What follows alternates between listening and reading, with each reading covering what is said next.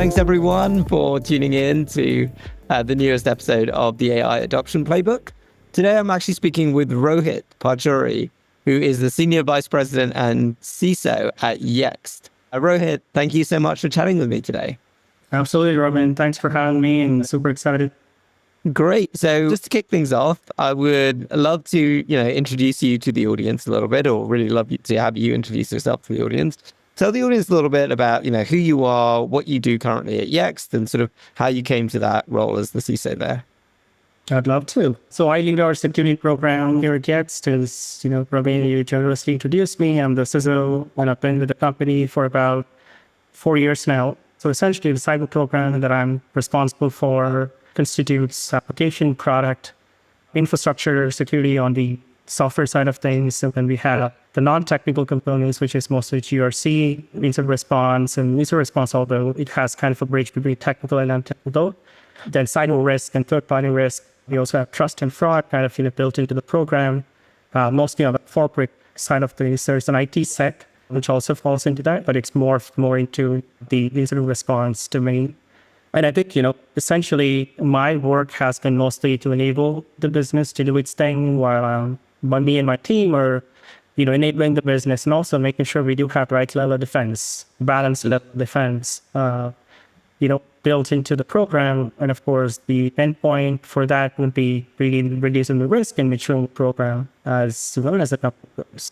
Before Yext, I was with a company called Collective Health. I was in the healthcare tech space, a very interesting space. I was there for a few years. I also was a CISO there, built the program, focused mostly on the compliance role, just given how, healthcare itself operates, mostly on the HIPAA and high trust side of things. And then before that, I was with ServiceNow for the longest time. And there I was one of the founding members of the team and possibly also at the company, which is one of the places where I actually got access and exposure to a lot of different things. I still feel like ServiceNow was that breeding ground for me in becoming a CISO. Just like, any company that just has expanded number of applications and products they're trying to build, very innovative, and, how we're kind of injected into that space. So yeah, done all the way, started off as a network engineer, went into network sec, application, product, security operations, a bit of GRC and field sec also was introduced there. So yeah, before that I was with Rackspace, mostly on the hardware side of things. Essentially my education comes from cyber itself, so I'm directly placed into cyber as soon as my master's was complete. I did my master's in default within information security domain. Yeah, and maybe one thing I want to point out is on the side, I also advise other cyber and technology companies on those different sorts of things, which also I feel gives me an edge in how I operate, how my team operates, and I can essentially bring a lot of insights from that into my current role. Yeah, thank you so much. So one of the things that we always like to start with a little bit is a little bit of a sense of, how do you actually use AI today, both in your role as the CISO at Yext, but also, in your personal life outside of Yext as well. Like, what are the ways in which generative AI is actually shaping your day-to-day kind of experience? I'll start with my personal role. I guess, just like everybody else, super interesting, what's really happening out there. And AI is, of course, that new interesting thing with a lot of hype also. Yeah, I into that. So I, of course, just like any other tech enthusiast, I wanted to try it out myself, and which I did, and which I've been doing for quite some time. Not just looking at the surface level consumer AI, but also going a little deeper into the LLMs and the source of that. I'm not a super techie. I want to make that extremely clear, but I go to a level where it makes sense to me, and I want to, I kind of work my way backwards from that just to understand what the technology and alchemy is all about, which is exactly what I did with AI. And I do a lot of prompt engineering myself in my free time, just, try to see what kind of things I get back when I ask very interesting and complicated questions, especially the sequestering, the database behind AI. So, I think in terms of how we use within the corporate space, it's a little complicated. I'm not going to lie. Yeah. The AI, the term AI, I think it's also has multiple meanings for different people. Yeah. And everybody has their own take. And I guess that's what happens when there's an overwhelming interest in AI or any tech for that matter. Right. Yeah, I feel like everyone's kind of fighting to define it in a way that makes sense for them, right? It's like, I want this kind of AI to be the official AI, right? It's tricky. We'll have to wait for Gartner. I guess I'm gonna say. I think perception is, people's reality ultimately, right? When Yep. for any tech, and AI is no exception to that. For us, it's an interesting role. We kind of sit in the intersection of risk and benefits of AI. Like as a security team, we're also interested in, once we have this come in, and going back to my original statement about we as a team enable business to work the way it's supposed to work. We are just building defenses to make sure we have a balanced approach to it. And AI is one critical component of that, or at least it's becoming one of the critical components. I think for us, it's about balancing the employee productivity with company goals and making sure how risk kind of aligns with that. So we're constantly, from a third-party standpoint, when there's a new product out there, and now we also, have an additional assessment that's performed as an AI assessment. We never done that before. So it's just getting interesting, and the list of things we look for is also developing. I also feel like AI isn't the first segment of the bell curve. We haven't really reached the top yet. I think as it's very developing, it's very progressive. I think as it goes out, like maybe we'll mature in how we see, risk that corresponds to AI. But right now, I think we're doing the best we can, just like anybody else is. The other end, the benefits of AI. So we use security for AI and security against AI, right? So we top security for AI. For that, I think that it has innumerable use cases, no doubt. I think the part where AI shines is, I feel, is having a very strong intent. I think it's very intent driven. Intent recognition maybe is the right word. What do you mean by For sure. intent? So, maybe think about when you're starting a project, like we have a certain goal and intent, to figure out like what is the end goal we're trying to get to? What is the success criteria look for, when we get to the end of that project? Yep. What happens most often than not, I'm not saying this happens to everyone, but in my experience, what I've seen is that the human mind is tricky, right? Your way of looking at end goal may be different from another person in the same team looking at that goal. And we may take different paths. The intent is to make sure we come to the same outcome, but it doesn't happen all the time. And there's a lot of interruptions that happen along the way, and where we find ourselves going off the track and course correct, come back, get to the goal. AI in that matter of fact is very, how do I say it, is very objective. It knows how you're trying to do so. As long as you give the goal, as long as you're able to feed it the right inputs, it knows what that goal is, and it's going to stick to that. And again, I'm saying this based on my consumer interaction with AI. When I deliver that, I think it comes out with that. And ultimately, the goals remain intact, which is the most important thing. Although the way it tries to get there is questionable sometimes. Maybe it lies its way through it, right? I don't know. Which is where I think one of the drawbacks of AI, also the biases, it goes beyond cyber. It's not about cybersecurity only. But I think this is where prompt engineering also, helps us to validate what the direction the AI is usually taking. But I'll point out a few examples maybe just to kind of give a sense of what that benefit is. We are using quite a few tools, and almost every tool, just like AI is a hot topic now. Everybody has their own little piece of AI in the platform, integrated. And I think some of the real big benefits we've seen is in the email phishing, business email compromised domains. We use a tool called Normal AI, and they're really good at identifying those things.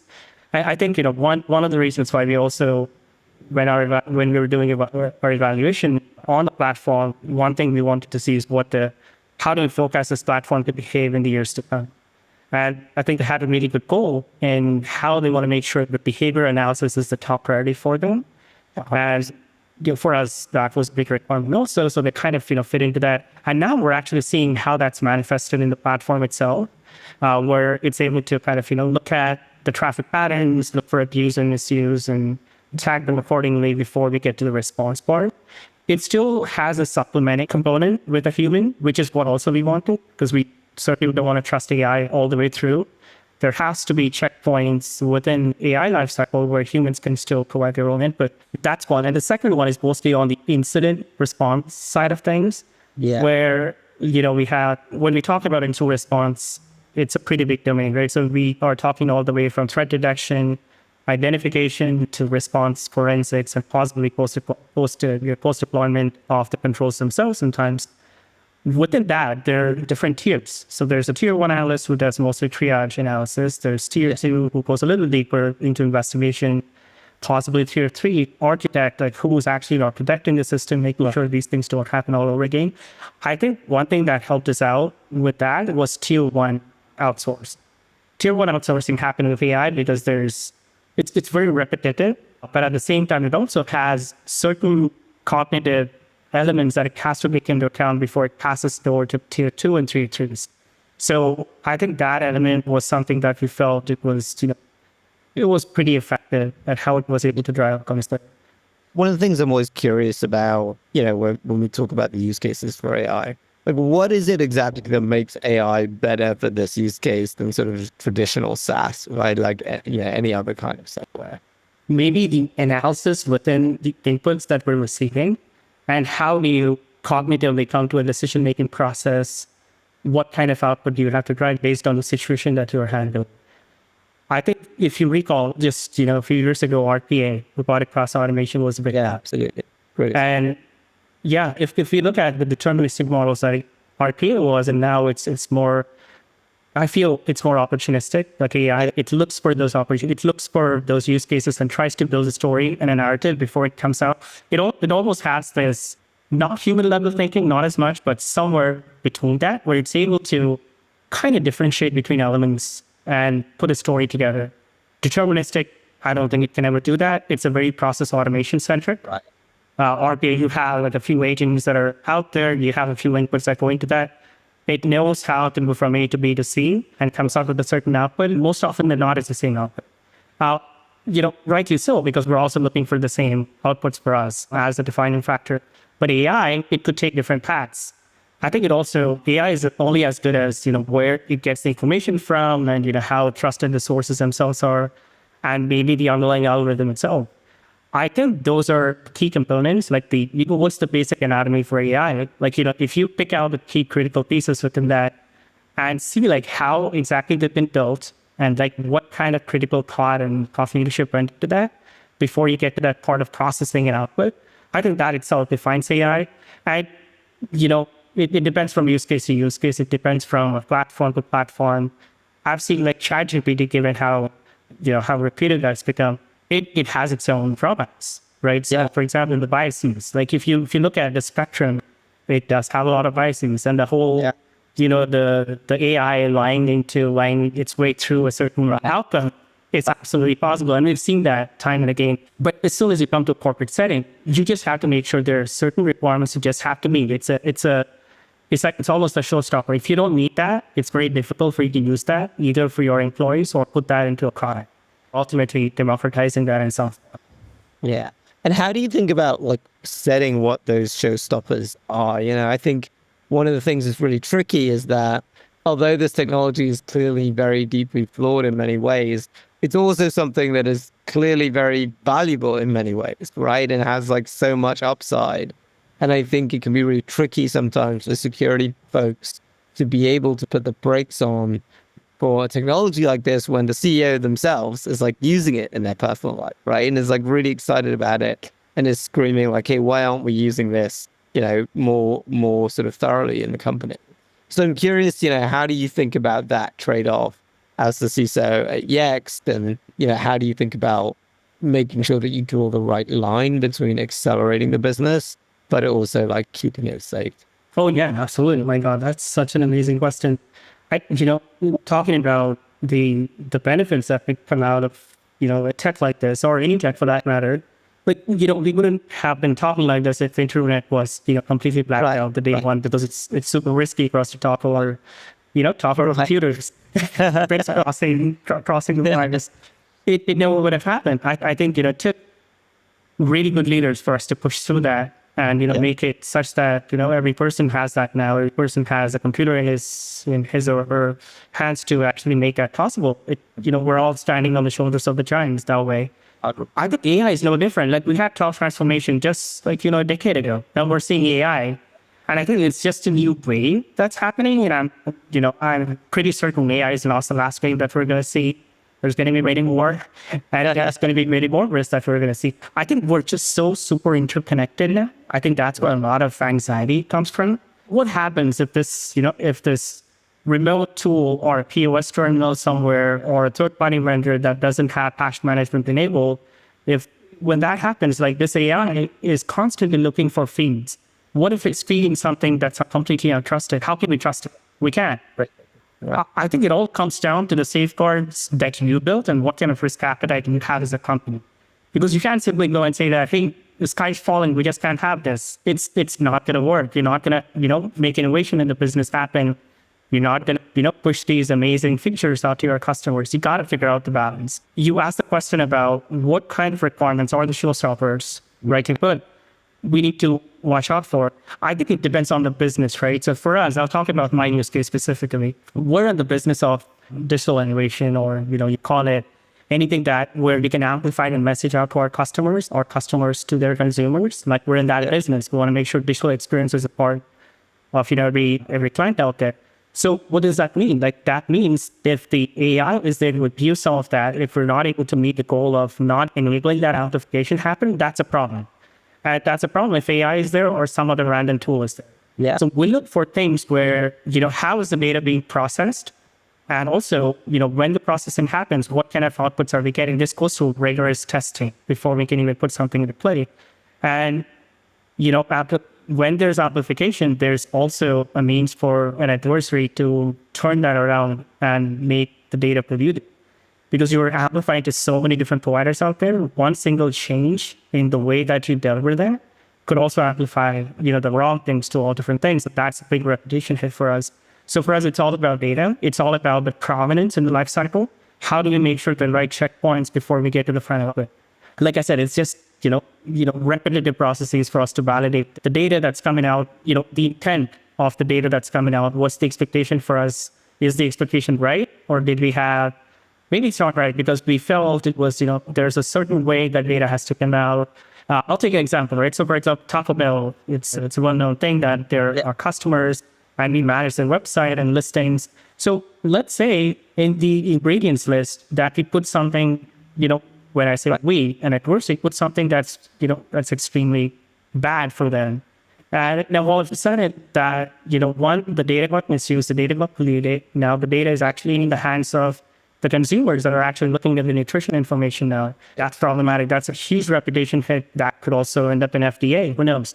So I think that's where, it helps us to make sure that we do have the right checks and balances before we enable something like that to happen. So everything comes down to data. What kind of data and where exactly is the source coming from? And when we move from a trusted to an untrusted source, do we have right validation before we move over that, hump, so to speak? Yeah, 100%. That makes so much sense. One of the things that I think about a lot with this stuff as well is just like when you're kicking off these processes, at what point in the process do you loop in the security team, right? Because I think I see a lot of cases where, everything is sort of decided up front and then it's like, oh, security team, can you like sign this off? And then that's a really easy way to get like a no, can't sign this off, instead of actually a more collaborative process where security is like brought in really early on and you can actually kind of fashion the solution together so that instead of spending 3 months scoping something that like security or legal can't say yes to, you actually, get to a solution that people can okay and request both. Oh, absolutely, man. I can't agree more. I think there are more use cases that security is an offer that than not. It's amazing how we come to the table at the very last moment to test something without having the context about what's exactly being built. Right. We kind of went through that wave ourselves. So I can talk from experience that it used to happen, but it doesn't anymore. I think the barricades that we built up along the process, and we talk about, so I'll talk about two different processes. One is the product development lifecycle, and then there's a software development lifecycle that follows right after it. The product dev is mostly talking about, hey, we got these requirements, either it's completely inbound or we're getting from customers. We want to have this feature set. Okay, let's build this and let's put on AI into that. AI automation is something that we need, and we want to build something along the way. Yeah. Okay, so the product manager has a good understanding what that is. Now it's transferred over to, a list of stakeholders, which security being one of them, legal being another. Yeah. Yada. So that's a requirement phase. So we're actually tapped into the requirements directly. And we have something called ethical AI considerations that we built right into the product.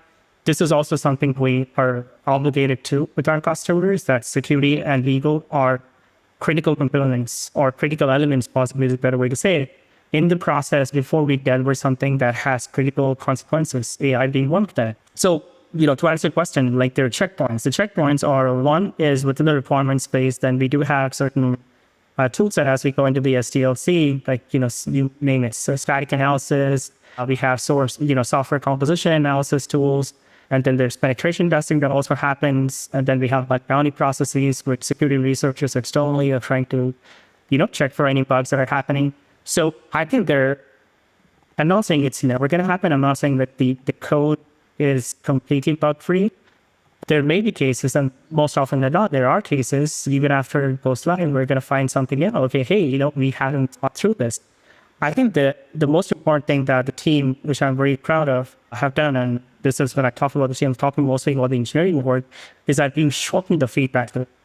The feedback loop is at a point where now if we find something, we're extremely careful and thoughtful about how this doesn't happen all already, and not just the point bug we found, but it's just more, pervasively, do we need to look for category of these things happening? Let's go and, fix all of them once and for all. There's still maturity, I think, lagging, but I think we're at a pretty good spot, and, we feel pretty confident that we're at least standing up to, the adversaries that are out there that are trying to attack our systems, and importantly, also keeping up with our, obligations. And also we're regulated company, so we also have to keep up with the international regulations, privacy considerations. So it's pretty wide, I would say, the requirements we have to meet. 100%. Yeah. I mean, one of the things that I'm super curious about that thing in particular is, do you have your own homegrown process for like how you do that sort of post-incident retro feedback loop? Do you work from the like 5 whys kind of framework? Do you have your own framework? Like, how do you think about that? Oh, yeah, for sure. So we have a few things. So we built out something ourselves. When I say a framework, it's an abstraction layer that we built out because we couldn't really find anything else out there. And by the way, I'm not specifically talking about AI. I'm talking just about software bugs overall. Really cool. AI being one component of that. We have our own ML models that we have built from the scratch to identify. We have these different inputs, right? So we have Yext is actually like a long-term AI company, right? Exactly. We're born out of AI. So we've always been an AI company. And we have an amazing data science team who are very complementary to, how we're building our own tools and how we kind of leverage some of that use cases for us. So it all, the abstraction framework I'm talking about is mostly where we take all these inputs from different tools, from, cyber tools, in some cases beyond cyber tools. We normalize them and we figure out what kind of false positives occur and, what's the true positive, and using that to just start prioritizing the bugs themselves before we go to the assignment of the bugs. And when we do the assignment, this is where the vulnerability categories matter, which is what I was talking about. A category could be in a WASP top 10 category. It could be a security misconfiguration, or it could be lack of input validation, right?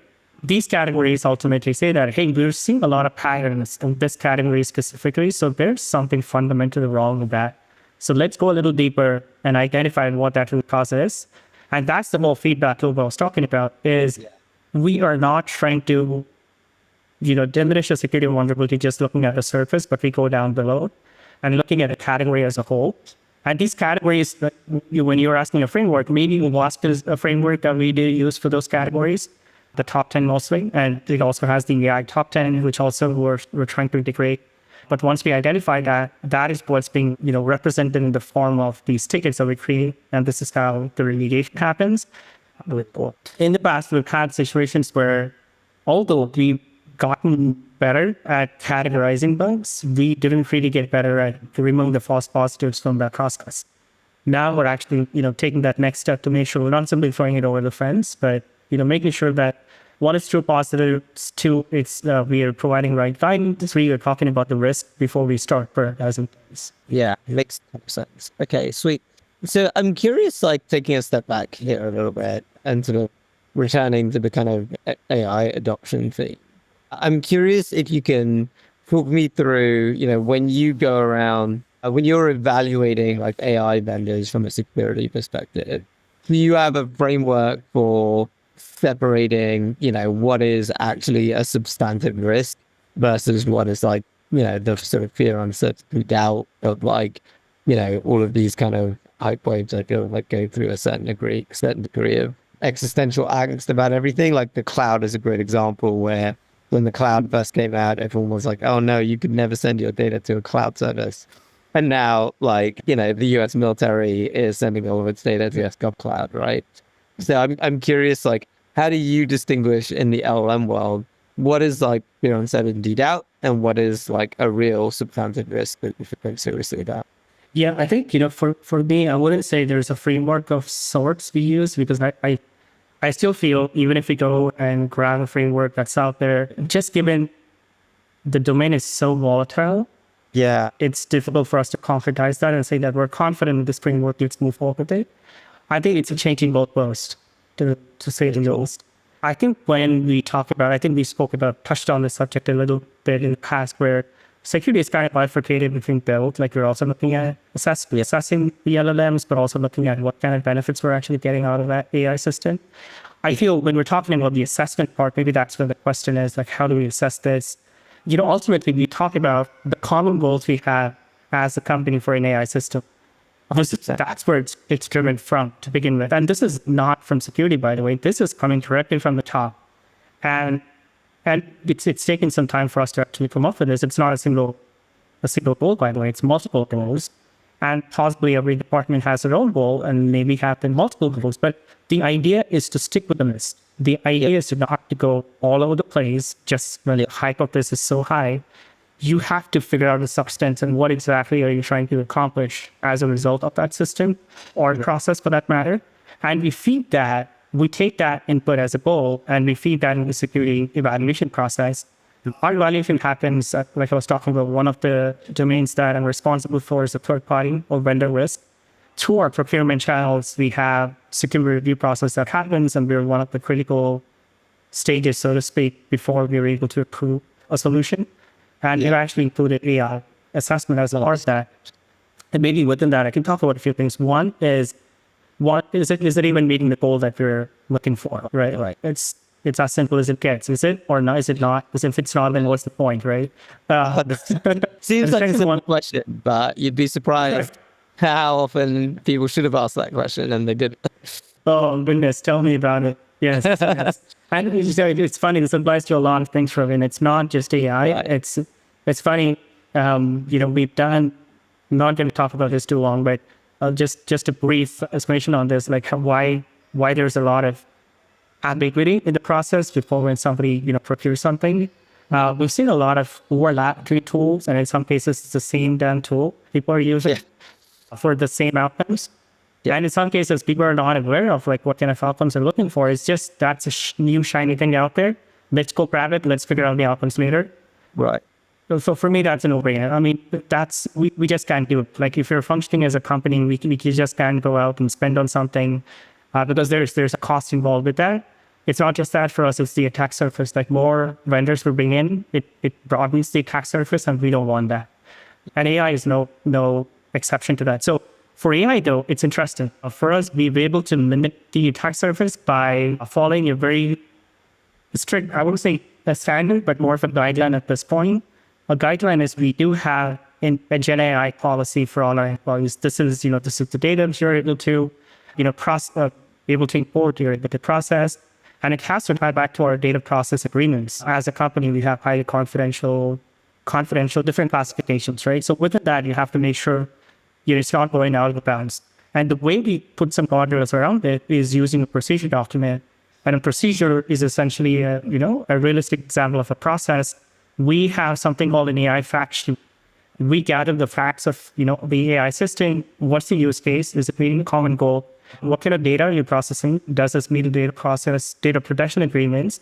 And lastly, is this something already in use within your department or some other department? Or can you go and check the approved AI systems already?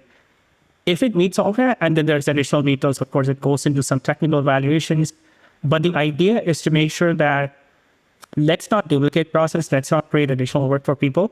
Let's be extremely conscious about the choices we make as a company. And ultimately, the data that we are responsible for protecting, that is something we have to be, conscious of every moment of, of our existence. And those are the things that are driven into the AI fact sheet. That is where it forms. Maybe that's the framework that you're talking about. That becomes, like the treasure trove for us to assess it before we kind of push it through. And we this only started a couple months ago. It's very, very new. So we're trying to make sure that all department heads are also, pulled in. There's stakeholder acceptance across the board before we approve a system, and it has to go through a certain escalation path before system approval happens. And one thing I would also say, and we are not doing this right now, but the monitoring of the system and the usage is so important, because now you started off well, but if you're not able to keep that, you keep the maintenance going, then somewhere along the way, you'll see there's a new use case that's added. You didn't even know about it. You went through all this process. You made people suffer. Now you don't even know. It's almost like you close the window, but the door is wide open. Right. That's so true. And how do you think about like those sorts of processes in the context of these free tools, right? So obviously, like all of these AI providers, ChatGPT, Anthropic, Gemini, they're all free on the internet, right? They obviously these companies provide enterprise products as well, but your users, your employees can just go on chat.openai.com and start chatting away. So how do you think about that? Is that a risk from your perspective? Do you feel the need to have explicit controls around those sorts of risks? If so, how have you approached that as CISO at Yext? That's an interesting question, because I don't really have a good answer to that yet. Although I'll point out a few things that we've done, and we've struggled with that too, right? Just like most of the people are. Like everybody, right? You talked about the risk. It absolutely is a risk. Like anything unknown is a risk. Anything unknown, we're unable to control that, and we're unable to see like what's really going on. It's it's easy for somebody to take a customer list and put that over to ChatGPT and ask it to process and come up with a summary. Okay, maybe you're trying to do the right thing, but you just handed over something that's very sensitive to be ordered. That's one. And one thing we were in the process of doing, we haven't done this yet. As we were going through the ChatGPT, we were thinking of like, there's data processing, there's training that's happening in the data. So let's not even go into the freemium model. Let's actually have teams of enterprise built in. We will pay for that. And as a result, we'll also, go to the team, the vendor team, and ask them to see if there's a comparison they can do with our employees with their personal accounts, and disable those accounts, and rather have them routed through the corporate channel with an Yext account, for example, right? There may be false positives. I'm not exactly sure how that's going to turn out, but that's something that we're thinking about doing. The same thing with Google Gemini. We're also thinking about a few other vendors to see if that works out. But again, like I said, I don't have a good enough answer yet. It's tricky, of course, because part of the challenge there is that each of the employees may have their own preferred thing, right? So we may have some employees using ChatGPT, some using Gemini, some using Grok, some using Anthropic, some using something else that, is new. And so figuring out how you control and govern that and like have processes for all of these tools, especially when there are new tools popping up every week as well, that can get pretty crazy, actually. And maybe one thing to point out, Roman, is the fact that we're talking about these consumer AIs. That's one side, maybe one side of the fence. The other side of the fence, you also see, just like we spoke about, there's a lot of tools, even outside of cyber, that are actually coming with AI offerings. It's a component within the platform itself, and you're not exactly sure how the data itself is being treated, or if they're sharing with somebody else. Is there, a community of people that are actually getting access to this, maybe normalized, but still getting access to the data, which is not it's not disclosed. And because a lot of people are still trying to struggle with, struggling with how should they even write the MSAs when there's an AI within their product. And this all, means that there's rising tension in, if you see an AI, if you see something that's being processed by AI, okay, should I put this? Should I not put this? I think having a good enough acceptable use policy, I think, goes a long way. And training people in that goes a long way. I'm not saying that's the end of all, but I think it at least helps you that you at least check the box that you've trained your people, you've set the right expectations, and you're making sure it's actually, covered by a policy as opposed to simply a guidance document, because this also is coming up in cyber insurance. If you see the AI element of what the risks themselves are, and one of the key contributing factor there is, how our employees even aware that they're able to process certain things versus not. Right. That makes a ton of sense. And I think always one of the tricky things with these like policies is how do you think about what's in the policy document versus what's in real life, if that makes sense. And I think what you're saying makes a ton of sense to me in terms you should have the policy document, you should do the training, but there's a separate question of do you have a plan how you think through enforcing that acceptable use policy and making sure that it's actually sort of abided by. Very good point. I think there are products out there that would be able to help translate your acceptable use policy into some technical safeguards. I am yet to see an effective product that can help do that. So there's a difference between monitoring and enforcement. Monitoring is something we can do right now. Enforcing, not so much. I think there's still a lot of ambiguity in how, because there's also an impact you have to consider when you're trying to restrict people from doing something. There's these subtle elements within corporate culture where you have to take care of the culture first before you get to everything else. This leads to, mistrust in the leadership. This leads to retention. So I think it's very subjective matter, so to speak, when we talk about AI, just given how much people want to make use of it. All with good intentions. Most of the people have right intentions for AI and how they want to use it, except the passion is misdirected sometimes. Wow. Where there's just too much energy. Okay, let's take this, let's put that, let's take the customer data, put it, let's get all the data insights. But as a result, there's also, risk that you're introducing into the system that's taken us a long time to build. So yeah, I think it's all accurate, but I think it takes a little while before we can get a proper, maybe an effective methodology on how we can really translate our acceptable use to something that acts as a safeguard, for the employees. Yeah, that makes a ton of sense. Very, very coaching. Okay, awesome. Well, we're down to the last 10 minutes already. The time has just kind of blown by. 2 silly questions for you at the end. The first is, when will AI replace your job? Oh my God. I didn't know you had this intention, Rowan, before joining the call. Sorry, I didn't do that. But... I don't know. I think I don't really know the answer to that. Although I'll maybe point out a few things that I've been seeing in the recent past. Like I said, Tier 1 analysts, they happen to be humans themselves, security analysts, right? It's replaced them. It's replaced them effectively to a point where it's much more effective. It's less time consuming. It has brilliant outcomes and output, going back to the whole intent identification and intent resolvement for AI. It does beautifully well. So rather than having, 4 or 5, analysts, I can, simply have one AI that just does the job of them easily, and it doesn't sleep, right? And we don't have to follow the sun model. We don't have to have, demographical coverage. Everything's happening with that. So with that in mind, it just has to go up the ladder, I guess, before it comes to, hey, head of the security AI is up here and we don't need the security department. I don't know. I recall maybe a few months ago, I've heard one of the European companies actually replaced their CEO with an actual AI.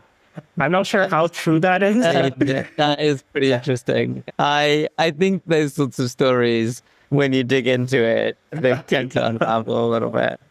But yeah, I'm gonna push you for a date. What's your best guess date for when a AI could be the CISO of Yext? I will do for a virtual CISO 2030, an actual physical CISO, just the way that it is comprehensively put in the role right now. I'll do 2033. Cool. Wow. And so what do you think are the gaps actually? Like, what is it really that's missing from the technology today that gets it from where it is today to where it is in 2030 or 33 to really do these like very difficult jobs in real life? I think, the fundamental things you have as a human is what's missing in the AI. Emotion, empathy, definitely empathy to an extent. And also remember, security relies on empathy, security relies on trust and transparency. And so if you don't have that, then technically you don't need a security team. The technology can actually do that for you. And without entity, you can still go and, because you're a part of the same team, you can actually enforce the controls and, make it happen. And ultimately also the negotiating power. I don't think AI has that yet. Before you set forth on something, within cyber, there's a lot of back and forth. There's a lot of reasoning. There's a lot of justification you have to provide. And how do you report on the successes of the program? How do you report on risk reduction, program maturity? I don't think AI can do that. Yeah. It could do that if you give right inputs, but you got to know where the inputs are coming from. You got to have this cognitive function where you got to look at the right places to take that input and curate that to respective audiences. And right now, the way AI functions, it has, again, going back to the intent, it has an intent to drive the intent, but that's about it. The various sources that it gets the information from, sometimes it's questionable. And the outputs it comes out with is also questionable. So I think, which is where I still feel, even though we may come to a point where there's a CISO AI, there still needs a human in the back end in some form, in some shape or form, to process it and also to supplement that. Otherwise, I feel we would be losing out on the truest sense of what security itself would be for a company. Interesting. Yeah, super, super interesting. So really, you think the direction of the technology is to continue to augment and assist humans rather than really moving towards a direction where we're actually getting replaced? Yes, I hope not. I hope not. I don't know. It feels very artificial. It feels very robotic if you go into that. It doesn't feel satisfactory, so to speak. Hey, we have a bunch of robots sitting in a company doing whatever they're supposed to do. The human aspirations are out the window at that point, right? So, well, I mean, are they? I don't know. Maybe one might argue. I think Sam Altman, for example, might argue that actually humans get to be artists and creatives and do other kinds of things that aren't necessarily all about creating economic value necessarily at their root. Absolutely. I think it would change the fundamental fabric of how we view the life. Totally agree. Yeah, I mean, one of the things. So I grew up playing chess a lot, and one of the things I think about a lot is how, when Garry Kasparov was first beaten by a chess computer, I think there was this sort of mistaken belief. I think I was alive at the time. I may have just been born, something like that. I think there was a mistaken belief that it was sort of the beginning of the end for human interest in chess, right? Now that computers could play chess better than humans, that was it. The interest that we would have as a society in learning to play chess and watching chess, all that stuff will kind of fade away. And if anything, it's the exact opposite, right? Chess as a game is played by more people today than it ever has been. It's watched online by way more people than it ever has been. And, there's a huge, huge interest, not just continued, but if anything, expanded post AIs, not just being able to beat humans, but at this point, AI chess engines are, comically better than humans. It's not close in the way that, Magnus Carlsen playing me is not close. And in fact, the gap is actually probably even further than that, which is crazy because I'm not especially good at chess. So I think, one of the things that I am curious about is even if AI does get really good at this, it does seem to be the case that humans have ways to engage ourselves, even when computers are much better than us at something. So we find a way to make it, even if it's just making it entertainment for ourselves, right? We find a way to make careers out of it and to make industries out of it, independent of whether we're doing it better than the machine or not. Really. Oh, I agree. Yeah. What happened to how were humans before the computers came into existence, right? Right. Before an establishment happened, which only happened a few hundred years ago. But humans existed for a long Right. You're right. Absolutely. Okay, awesome. And then last question for you in the last couple of minutes. Do you have a definition of AGI and when will we get there? I've heard quite a few things about AGI. Can you elaborate what do you mean by that? Yeah, I think a lot of people have different ways of defining this. I think, AGI stands for artificial general intelligence. And it's the idea, I think, that you could have an artificial intelligence that for more or less any task would be equivalent to a human for that task, right? So independent of whether you're asking it to diagnose an illness or write a research report or drive a car, like that AI has the capability to do that at least as well as a human. And I think like at least as well as a human is generally referred to as AGI. And then considerably better than a human is sort of generally referred to as ASI or artificial super intelligence. I feel for some reason it's already happening. We're just not aware of it completely. Right. And I think one country is definitely better than the other one. Maybe these things, like, I feel when you have like maybe super intelligent, it'll take some time to get there.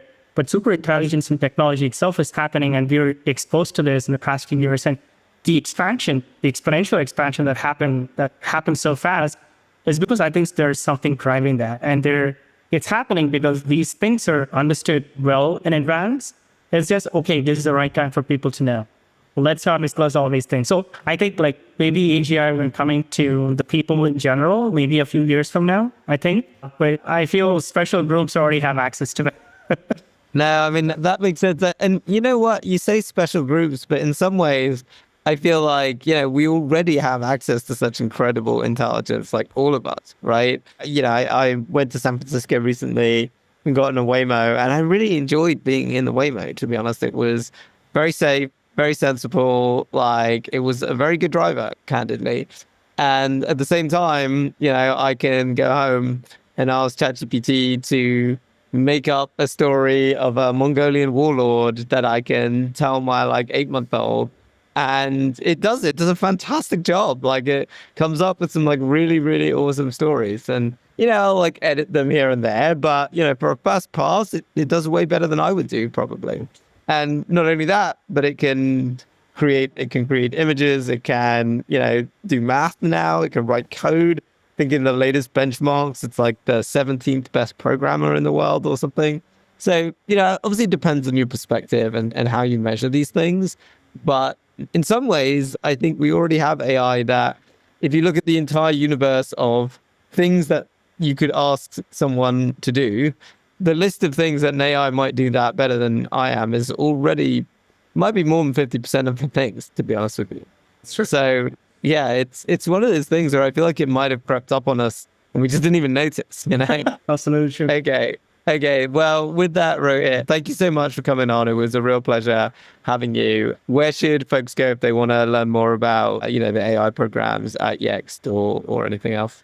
Two places. You can directly reach out to me over LinkedIn. Happy to explore and also give out any details that you may need. To learn more about Yext or the team itself, Yext.com is a good place to go. There's also Yext security page. We also make a conscious effort to keep that updated. So yeah, those are the two places where you can go. Awesome. Well, thank you so much, Rohit, and thank you for coming on.